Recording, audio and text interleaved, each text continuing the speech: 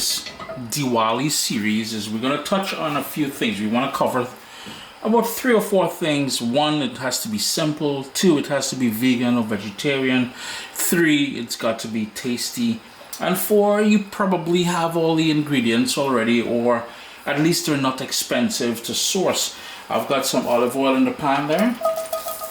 We're going to go in with some onion. So a medium onion and a tablespoon and a half of olive oil. We're going to go in with some cumin seeds, and that is a teaspoon of cumin seeds.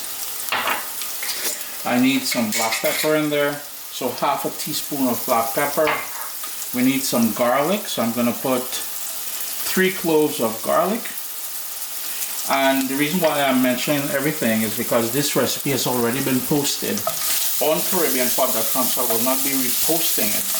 But if you want to head over to CaribbeanPot.com, that recipe is there for you all. And it is just a repeat of some of the quick vegan recipes I've shared over the years that I'm trying to recreate for you all. So this Diwali, which is in about 5-6 days or something, so maybe 5 or 6 recipes every day, I will bring one to you.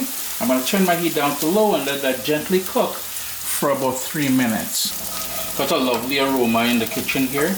Now if you wanted to add some Scotch bonnet pepper or jalapeno, habanero, any sort of even Thai chili or bird's eye or bird pepper, what we call in the Caribbean, my Guyanese friends, if you wanted to add a little wiri wiri in there, you can certainly do that.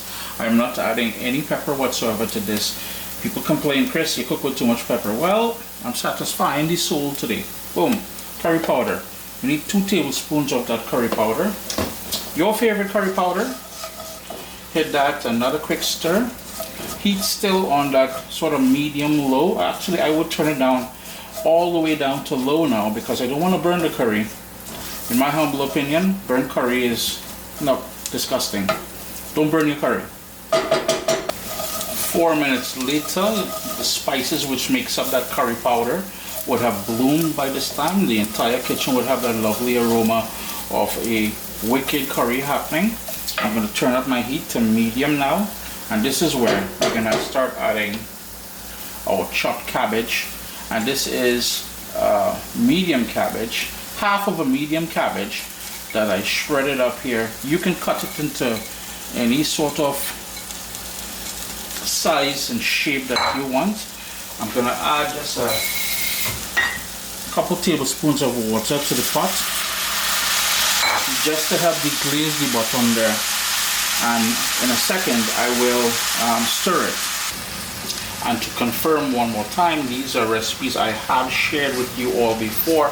I just thought about doing this little series knowing that Diwali is upon us, and Diwali means a lot of things for a lot of people. I didn't grow up in a Hindu home. I'm Roman Catholic, but every Diwali we would visit my mom's cousin who's no longer with us, and we would always enjoy a whole bunch.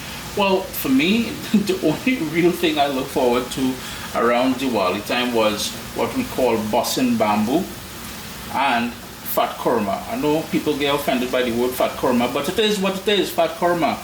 To help this release a bit more of the natural juices in the cabbage, here's where I'm going to add my salt. With that, another quick stir. I will not close the lid, and I will continue on that medium flame. If you need to add a couple tablespoons more of water, by all means do that. But this won't take long. Notice how quickly it's starting to wilt down and take on that lovely color and flavor and everything else of the curry that we started off with.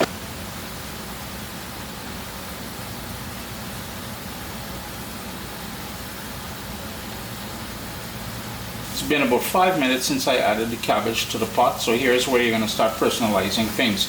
You need to decide how well done you want this. I like the cabbage with just a slight little crunch to it, so I'm going to give this another minute, and then I'm going to turn the stove off. Taste it and adjust the salt on it. And if you wanted to finish off with some diced tomato in there just to brighten it up just a little bit, you're more than welcome to do so. Sup, soldiers? Listen, If you enjoy this recipe, I'd really appreciate it if you hit subscribe and click that bell notification thing.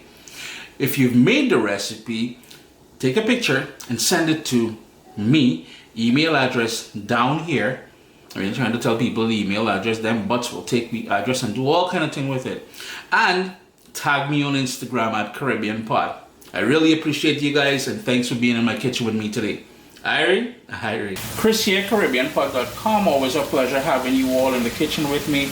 I do hope you all enjoyed the start of this little 5-part series, vegan or vegetarian dishes for Diwali, and we covered all the bases. It was quick, relatively simple to make. The ingredients were affordable, I would assume, and tasty. Hit the taste. You will see. I'm not lying at all, sir. Curry cabbage, yeah.